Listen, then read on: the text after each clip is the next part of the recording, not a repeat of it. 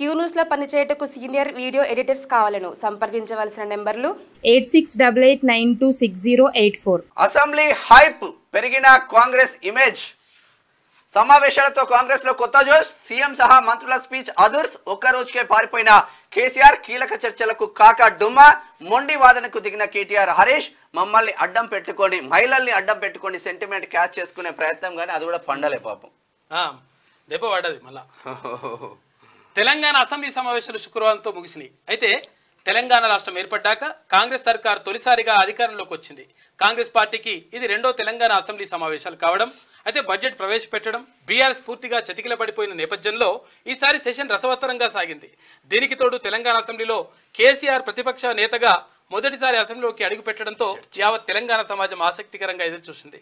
కానీ కేసీఆర్ మాత్రం ఒక్క రోజుకే పారిపోయారు. నిజానికి తెలంగాణ కాంగ్రెస్ సర్కార్ను ఇక్కడ సీఎం రేవంత్ రెడ్డిని ఎలా ఎదుర్కొంటుందనే అంశంపై ఇటు బీఆర్ఎస్ నేతలు అటు కాంగ్రెస్ లీడర్లు అధికార యంత్రాంగం అంతా ఎదురు చూసింది. కానీ కేసీఆర్ కాక మాత్రం పత్తా లేకుండా పోయారని చెప్పాలి. అయితే తెలంగాణ అసెంబ్లీలో కీలక అంశాలపై చర్చ జరుగుతుంటే మరోవైపు కేసీఆర్ అసెంబ్లీకి ఒక్కరోజు కూడా ఒక్కరోజు వచ్చేసి రోజు వచ్చి చీల్చి చెండాడుతా అన్నాడు. పోయి ఫామ్ హౌస్ లా పండుకొని ఎత్తిపోతల పథకం చేస్తున్నాడు. అయిపోయింది లెక్కగా. క్యూ న్యూస్ లో పనిచేయటకు సీనియర్ వీడియో ఎడిటర్స్ కావాలను సంప్రదించవలసిన నెంబర్లు 8688926084.